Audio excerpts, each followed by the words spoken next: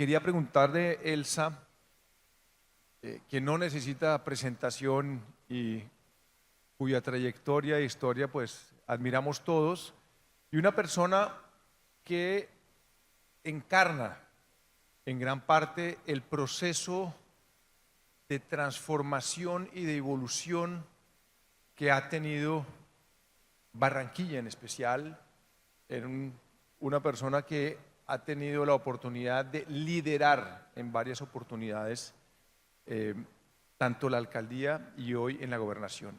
Y quería preguntarle, Elsa, sobre el arte de gobernar, una persona que ya tiene una experiencia y donde hemos visto que uno de los temas que más admiramos o que más nos sorprenden, y como mencionaba Roberto, en esta nueva era de resultados y de cómo empieza uno a transformar la vida de la gente, es que eso no es un trabajo único de un gobernante que llega y dice qué hay que hacer y qué no hay que hacer, sino es un trabajo colectivo. Y gran parte de lo que ha sucedido en esta región es un trabajo del sector público, de los gobernantes, de la mano de los empresarios, de la mano de los académicos, de la mano de sectores sociales, y quería empezar por eso. En esa experiencia, ¿cómo ha sido, digamos, esa relación conjunta y desde la alcaldía y en este caso desde la gobernación para poder empezar a transformar la vida en este caso, de la gente que vive en el Caribe? Bueno, Alejandro, buenos días. Un saludo especial a todas las personas que hoy nos acompañan. Yo creo que esa ha sido la clave del éxito de Barranquilla y del Departamento del Atlántico, que hemos sabido trabajar todos articuladamente. De hecho, esta mesa de diálogo incluye al sector privado, a los empresarios, al sector financiero, empresas de servicios públicos, a nuestros alcaldes. En fin, todos los que, la academia, los que han permitido que realmente el proceso de transformación sea continuo. Cuando llegamos en el 2008, a acompañar a Alex Char en un intento de devolverle como la dignidad a Barranquilla, teníamos todos los problemas, pero estos no son procesos que se logran de un día para otro. Ya lo dijo el alcalde Jaime al principio. Fue una desconfianza total, a pesar de que veníamos del sector privado, pues desconfiaban de las instituciones, desconfiaban de nosotros también, en el sentido de que tratábamos de implementar un modelo de gerencia pública moderna, eficiencia de cara a la gente, pero también pusimos la casa en orden. Y cuando tú pones la casa en orden, eso implica, por ejemplo, haber recuperado la gestión tributaria, pero en ese momento todo el mundo feliz porque se toma esa decisión, pero cuando ya la gestión tributaria nos pertenecía y empezamos a cobrar impuestos, ya nadie nos quería. Y con toda la razón, porque decían, nos cobran durante años y resulta que no se ve reflejado en inversiones ni mayor bienestar. Y eso tarda, porque las obras no se tienen de un día para otro. Lo mismo ocurrió cuando estábamos planeando la nueva ciudad, una ciudad de cara al río, una ciudad con un nuevo plan de ordenamiento territorial. La ANDI en ese momento, es decir, lo que es Bruce hoy, era un angelito para lo que nos tocó a nosotros cuando estábamos diseñando el nuevo plan de ordenamiento, pero es legítimo. En ese momento los empresarios, sobre todo que ocupaban toda la zona industrial de la Vía 40, sentían que estábamos especulando con el valor de la tierra. Y tocó sentarnos con ellos uno a uno, y creo que eso es lo que nos hace diferentes en el Departamento del Atlántico y por supuesto en Barranquilla, que hay un grado de confianza absoluta y una necesidad de conversar, pero no es un diálogo por ser un diálogo. Es una verdadera escucha y una verdadera retroalimentación. En la medida que los empresarios nos manifiestan sus inquietudes, nosotros vamos corrigiendo de tal forma que ellos estén tranquilos, porque somos unos convencidos que el Estado no puede ser el dinamizador ni el generador de oportunidades de empleo y emprendimiento. Esto lo debe hacer el sector productivo.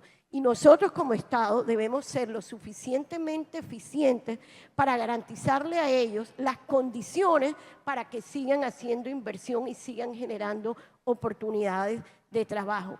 Pero la academia, un caso lindísimo, que aquí están las universidades, llegaron las regalías, las famosas regalías de ciencia, innovación y tecnología, que hay veces se gastan, hay veces no se gastan, y queríamos que en los municipios del Departamento del Atlántico también se diera esa gran transformación en el sector educativo. Y le pedimos a las universidades que los proyectos que presentaran, los presentaran para mejorar la calidad educativa. Aquí está nuestro exministro también de Ciencia, que fue un gran aliado, y trabajamos todos juntos, y hoy da gusto ver cómo esos niños, esos jóvenes de los municipios y corregimientos se están beneficiando de esa orientación de las inversiones. Entonces, no es fácil, son procesos que se demoran, pero con seguridad, cuando seguimos trabajando, escuchándonos los unos a los otros, el proceso de toma de decisiones mejora, es mucho más eficiente, generamos confianza, y esa es la garantía que tenemos hacia futuro, que independientemente de quién esté ocupando estos cargos de alcaldía o gobernación, si seguimos articuladamente, muy seguramente se van a seguir tomando buenas decisiones. Gobernadora, este es un espacio donde tratamos de ver cuáles son los retos de la región, de los retos del Caribe, y es evidente el liderazgo y el peso específico que tiene Barranquilla y el Atlántico en el Caribe colombiano, por la plata que mueve, por la pujanza que hay, por el proceso de transformación que se ha vivido. Y quería preguntarle, desde ese liderazgo, y el liderazgo no solo en la gobernación o en la alcaldía, o muchos de quienes están acá y que viven y trabajan y operan en Barranquilla, ¿cómo o qué papel ves que debe asumir ese liderazgo de Barranquilla y el Atlántico en el resto del Caribe, pero en especial en un eje que se ve muy estratégico, que es el eje Cartagena, Barranquilla, Santa Marta, donde son distancias muy cortas y cada uno pues tiene, digamos, unas virtudes a nivel global absolutamente maravillosas que no voy a describir y que todos conocemos? ¿Cómo digamos, se ha hablado mucho de ese proceso de integración y de cómo se puede trabajar juntos en ese eje de articulador económico, turístico, de sostenibilidad? ¿Cómo lo está viendo? ¿Qué tanto se ha avanzado? Se ha hablado, pues, por supuesto, del tema de la conexión del tren como uno de los temas, pero mi pregunta es ese papel que juegan ustedes desde Barranquilla en jalonar esa integración regional en el Caribe. Bueno, yo creo que Barranquilla y el Departamento del Atlántico, lo decía el alcalde, el Departamento del Atlántico tiene una historia de muy buenos gobernantes, y tanto el departamento como la ciudad nos hemos vuelto como un referente de que sí se puede, de que si trabajamos todos unidos podemos saldar brecha social, pero al mismo tiempo generar esas condiciones para que llegue la inversión. Pero también somos conscientes que juntos somos más. En la medida que nos consolidemos como región, con seguridad vamos a lograr mucha más inversión. Y ese gran potencial lo hemos visto especialmente en el turismo. Nosotros no podemos competir con Cartagena, no podemos competir con Santa Marta, porque ellos tienen, digamos, su propio potencial, pero necesariamente nuestra zona costera sí puede jugar un rol de integrador, que ya el turista, tanto nacional como internacional, no se le ocurra solo pensar en Cartagena o Santa Marta, sino un paquete mucho más integral, que pueda recorrer Cartagena, luego Barranquilla, luego Santa Marta. Y por eso estamos haciendo una gran apuesta en el sector turístico. El Atlántico tiene que ser ese gran integrador, y la forma de lograrlo es complementándonos. Tenemos la historia en Cartagena, tenemos unas playas espectaculares en Santa Marta, pero en el Atlántico tenemos cultura, tenemos historia, tenemos gastronomía, tenemos también deportes náuticos, tenemos turismo ecológico, y eso es lo que estamos montando en una gran estrategia para impulsar el turismo. Si hoy vemos la gente está recorriendo el departamento del Atlántico. La gente está descubriendo el gran potencial turístico que tenemos en nuestra zona costera. Cosas como el kitesurf. La gente llega a Cartagena. ¿Cómo llegó el kitesurf? Que es un deporte que casi nadie conocía. Son turistas que llegaban a Cartagena y empezaron a explorar en la zona costera del Atlántico condiciones propicias de brisa y buenas olas, y llegaron de manera espontánea. Y resulta que nosotros allí vimos una oportunidad y empezamos a hablar con los turistas, porque todos eran canadienses, que hoy estaban un día esquiando en Montreal y al día siguiente estaban en el kitesurf en Santa Verónica. Bueno, y también la cantidad de europeos, porque claramente cuando nosotros tenemos brisa y condiciones especiales, ellos están en invierno. Y nos decían que este era el segundo mejor spot después de Brasil para la práctica del kitesurf. Y yo les preguntaba, pero eso, ¿dónde dice? No había una revista, no había nadie que lo dijera, lo decían eran todos los que venían y experimentaban. Y organizamos un viaje para que el secretario de Desarrollo Económico y el secretario de Deportes se fueran a Tarifa, España, literal a corretear a los organizadores del Mundial de Kitesurf. Y los convencimos, pues ellos obviamente intercambiaron opiniones con los que ya habían estado aquí y tuvimos esa primera experiencia.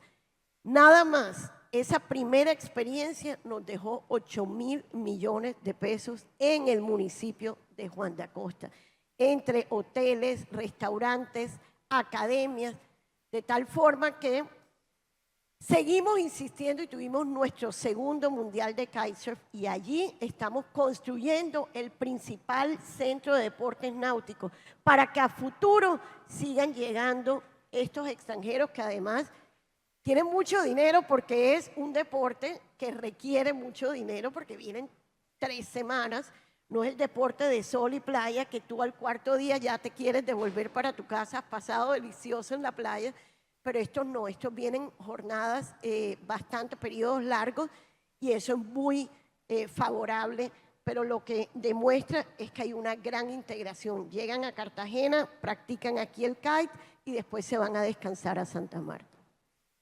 Gobernadora, hablando ya que estás, digamos, tocando el tema turístico, quería preguntarte cómo es digamos, esa vocación que tiene el departamento, ¿no? Donde claramente el turismo juega un papel importante. Creo que el kitesurf es un muy buen ejemplo digamos, de cómo se conecta uno con el mundo también. Es más allá de un deporte, más allá del turismo, es una conexión con nuevas tendencias que hay que saber globalizarse, ¿no? De una manera distinta hoy en día, pero viendo un poco, mirando ese siglo XXI a través de un deporte como el Skype, pero al mismo tiempo mirando el pasado de lo que ha sido el territorio de Colombia, que es un territorio con muchas complejidades, que no se vive tanto en el Atlántico siendo un departamento pequeño, pero donde de todas maneras el tema agrícola juega un papel importante.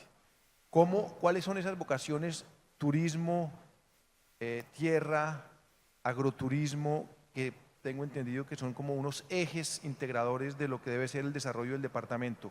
¿Por qué nos cuenta un poco alrededor de eso? Bueno, cuando estábamos en campaña y cuando recorríamos los municipios, todo el mundo nos pedía oportunidades de empleo y emprendimiento. Hoy tenemos incluso, a pesar de todos los esfuerzos, una alta dependencia por el empleo en Barranquilla y el área metropolitana. Y fue por eso que decidimos identificar dónde está el potencial. Vimos en la zona costera, en la zona centro, como es Uciacurí, que es un municipio que hemos transformado a través del color, generando espacio público, desarrollando las artesanías, y hoy nadie sale de Uciacurí. La actividad productiva que se está generando en ese municipio le alcanza a todo el mundo para llevar platica a la casa, ingresos a sus casas. Pero también veíamos que Puerto Colombia, aquí está nuestro querido alcalde, un gran líder, Wilman, teníamos un gran potencial, porque fue por Puerto Colombia por donde ingresó el progreso, la modernidad, por donde llegaron miles de inmigrantes y dijimos, aquí tenemos que desarrollar un relato histórico para que la gente viva la experiencia de 1800, de 1900 y se conecten con esa historia. Lo primero fue recuperar el emblemático muelle de Puerto. Hoy ya no funciona, pero fue el primer puerto marítimo del país. Fue muy lindo porque llega un ingeniero cubano, Francisco Javier Cisneros, a Bogotá. Y sale por todo el país a identificar qué punto tiene las mejores condiciones para que se construya el primer puerto donde lleguen las grandes embarcaciones. Y encontró que a 20 minutos de Barranquilla teníamos esas condiciones y se construyó el emblemático muelle de Puerto. Luego fue trasladado donde hoy opera la Sociedad Portuaria Regional de Barranquilla, pero en su momento jugó un rol fundamental porque por allí llegó todo. Por ejemplo, el ingeniero cubano trajo la primera bicicleta. Los ingleses trajeron la primera bola de fútbol y el primer partido se jugó allí. Los alemanes trajeron la receta de la cerveza, el primer vuelo aéreo. Entonces, todo el progreso ingresó a Barranquilla y al país fue precisamente por ese muelle y lo que hay son oportunidades para explotar. Por eso nos propusimos recuperar el muelle, recuperar la plaza, hacer el malecón del mar, mejorar las playas. Si bien haremos una apertura provisional, lo cierto es que en el Atlántico tendremos las playas con mejor ordenamiento, las playas donde tendrán la mejor experiencia de entretenimiento, unas playas que ofrecen servicio, gastronomía, deportes de playa, deportes náuticos, así como también unas playas inclusivas y sostenibles.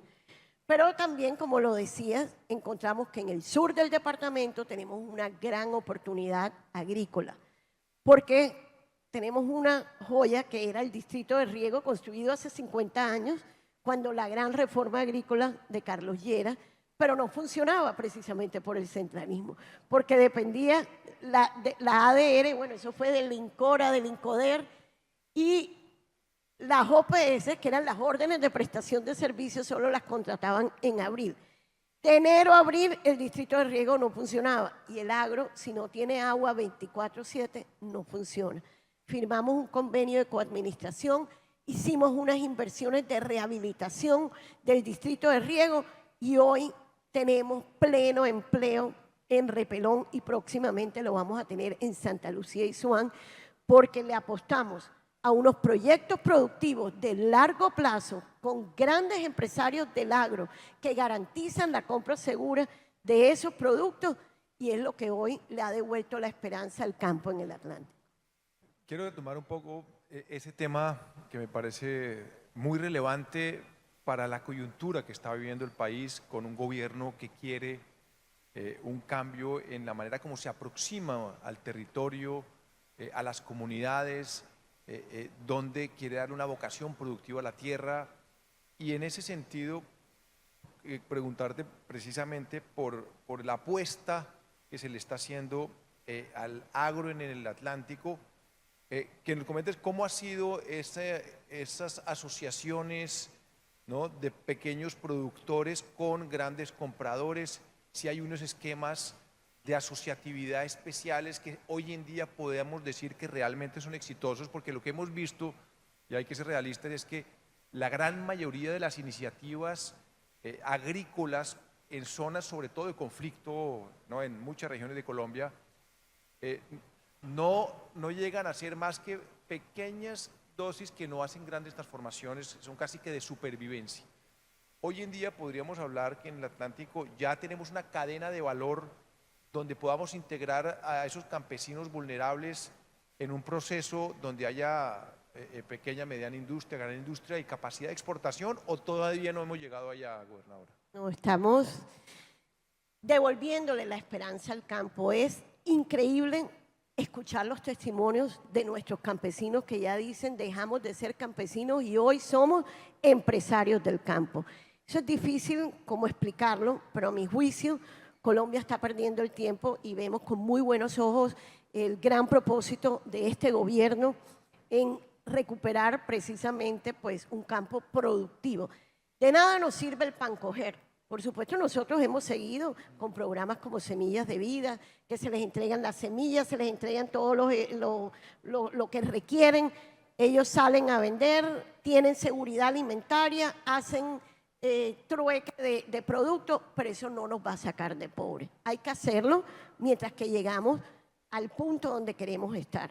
Pero hoy lo que se está viviendo en Repelón, con un gran comprador como Oleoflores, una empresa especializada en darle valor agregado a la palma de aceite, están también trabajando con Limón Tahití, son productos que podemos crecer y crecer y crecer, Alejandro, y no nos tiramos el precio del mercado. Lo primero que nosotros hicimos para esta verdadera revolución agroindustrial que está viviendo el Atlántico fue identificar esos productos. Ustedes recuerden cuando el ñametón de Bolívar, que salieron a vender todo el mundo ñame, porque la agricultura es contagiosa. Entonces, si a uno le va bien con la yuca, si a otro le va bien con el ñame, el vecino se pone a cultivar. Y después no hay mercado para todos. Por eso decidimos que los productos eran palma de aceite, mango, cacao, plátano y limón Tahití, que tiene una gran demanda a nivel internacional porque nosotros en el Atlántico tenemos unas condiciones espectaculares al lado de los puertos, aeropuertos, tanto de Barranquilla como de Cartagena, de tal forma que es muy triste que se produzca aquí y se devuelva para el interior del país. Y por eso los socios estratégicos que buscamos eran socios que tuvieran visión exportadora. Pero también tenemos a Bean & Co. Bean & Co. es una multinacional gigantesca, una compañía israelita, que nos va a comprar todo el cacao que se siembre tanto en Santa Lucía como Swan.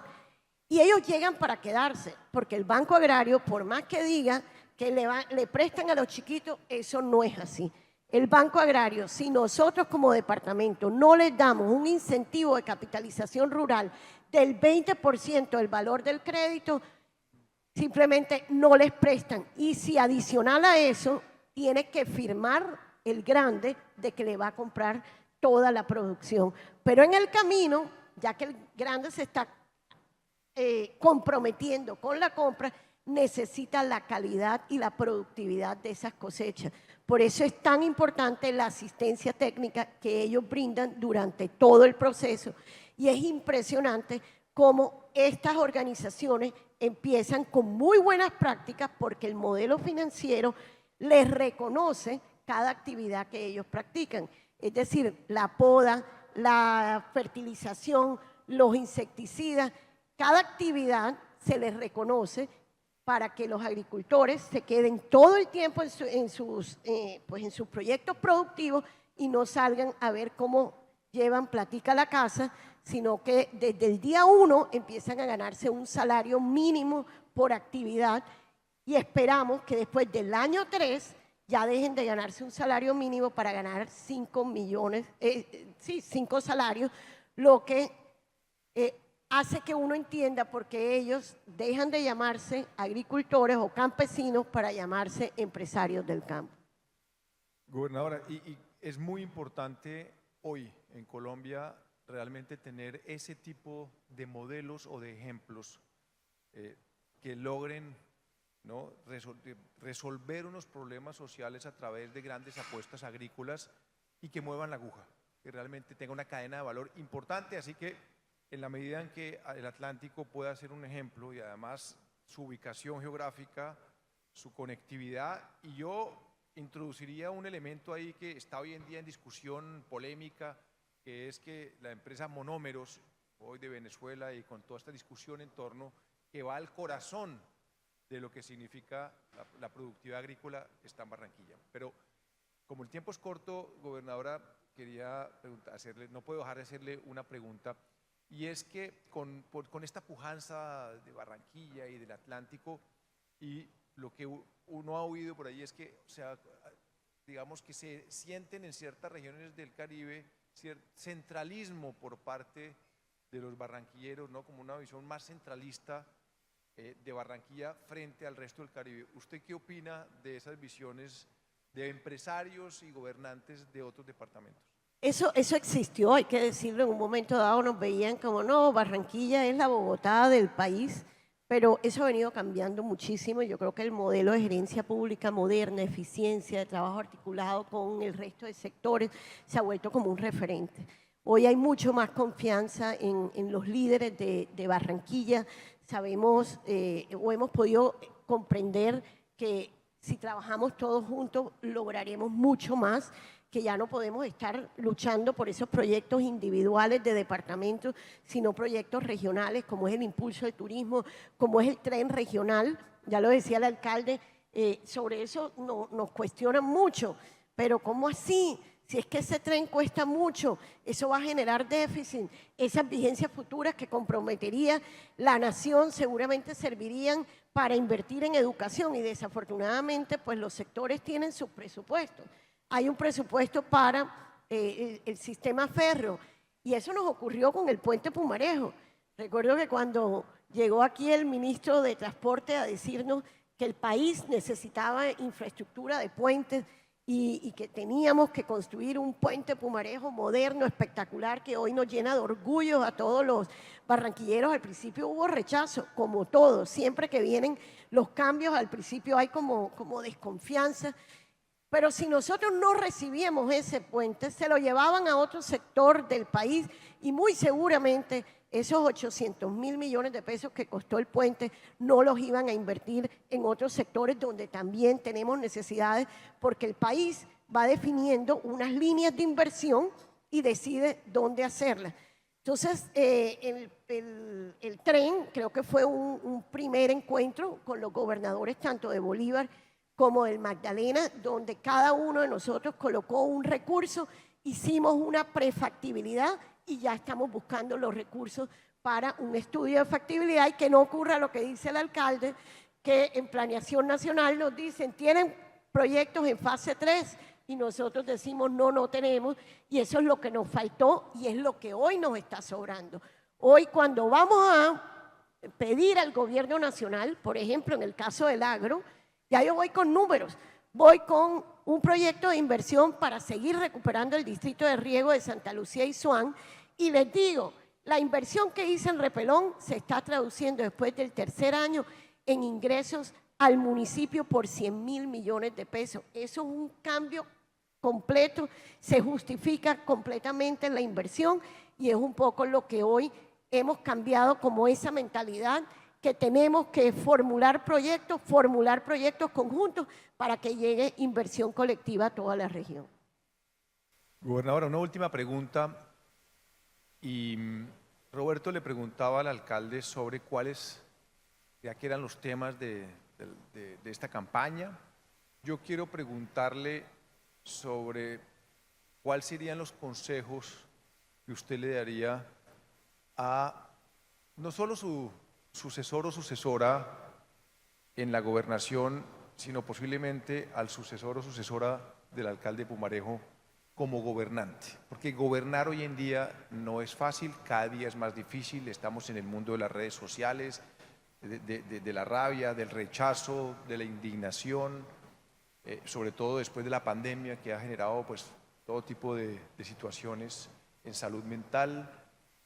¿Usted qué le recomendaría después de ya tener una amplia experiencia como gobernante y líder de la región a la persona que vaya a gobernar, ya sea el departamento o ya sea una alcaldía, no solo en el Caribe, sino en todo el país? ¿Cuál sería esa recomendación de ser gobernante hoy en un país como Colombia?